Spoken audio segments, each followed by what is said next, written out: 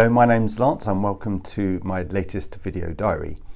Today I've had the delight of spending a little bit of time with Lindsay Hanmore, our lead Freedom to Speak Up Guardian, to talk about the Freedom to Speak Up Guardian service, the Guardians, and really importantly, our new 11 Freedom to Speak Up ambassadors.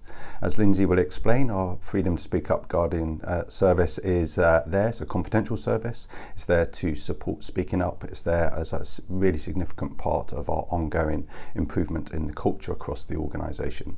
It's really important that everyone feels comfortable and able to speak up, particularly in relation to any concerns around patient care or patient safety. And I hope you enjoy listening to what Lindsay has to say, what the Guardian service can offer.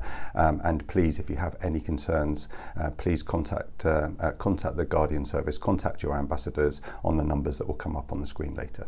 Hello, my name is Lindsay Hanmore and I'm the lead Freedom to Speak Up Guardian at the Princess Alexandra Hospital Trust. When an organisation has a really positive speak up culture, it means that staff feel really safe to speak up, they don't feel threatened, and that's what we want for this organisation. We have 6 guardians in the organisation at the moment: myself, Lorraine Nixon, Lisa Thurley, Dr Jeff Phillips, Dr Jane Snook and Natalie Gray. And you can contact any one of us at any time on our NHS email addresses. And what we will then do, once you've contacted us, is reach out to you so we can arrange to meet privately at a convenient time. A lot of people don't know why they would want to speak up to us. So I would say if you've got any doubts or any concerns, speak up to us anyway, because if we're not the right people, we will always signpost you to the correct person.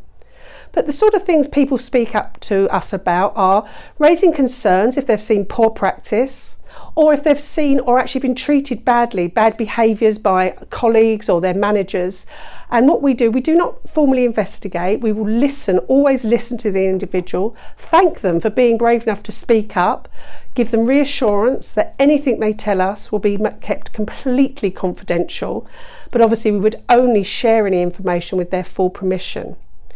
When people do speak up, we'll always follow it through with them, so they never feel as though they're on their own. So even if it goes formal, so if they want to have human resources involved, maybe a formal investigation, we keep in contact with them to make sure they're not suffering any detriment having spoken up, because that's would be a formal investigation, a proper investigation in its own right, because anybody who speaks up should not be treated poorly.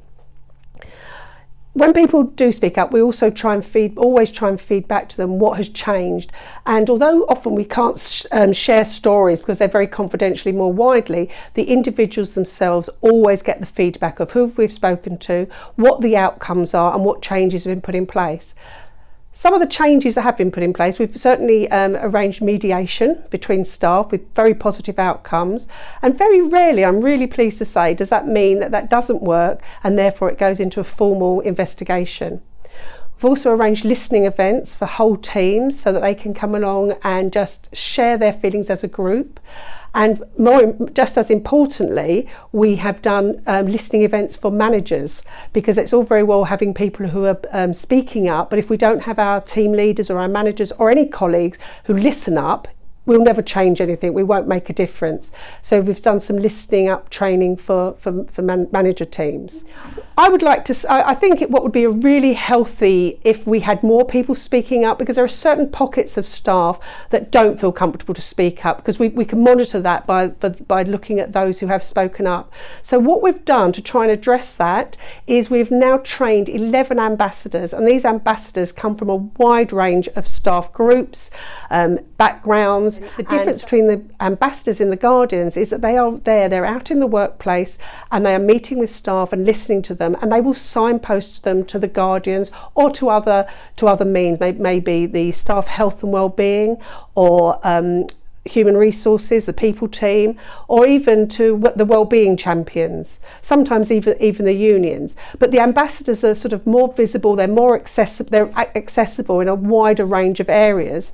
So hopefully that will really increase the number of people who feel comfortable to speak up.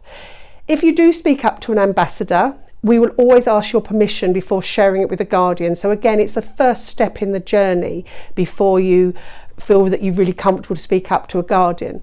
Once you speak up to a Guardian, if you're comfortable, whatever it's about, as I said, we will make sure that you know what's going to happen next, what we're going to do, who we're going to talk to. And I would feel really more comfortable if more people felt happy to speak up.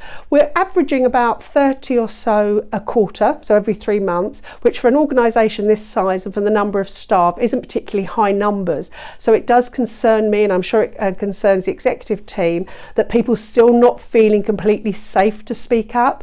So any ideas people have to make them feel safer, I'd be very, very interested to hear. And again, I always get feedback from people who have spoken up, and they have confirmed that it's felt completely confidential. They just had someone to listen to them. They felt as though it was a weight off their shoulders. So we do receive very positive feedback, and it's just like they're not alone on their journey. When this all comes together, when people feel really comfortable to speak up and we have an open culture of speaking up, the ultimate aim is to improve our patients' safety and experience. And this goes along just as importantly with our staff well-being and experience. It will make PHT a better place to work. People will be proud and feel involved in the changes they want to see.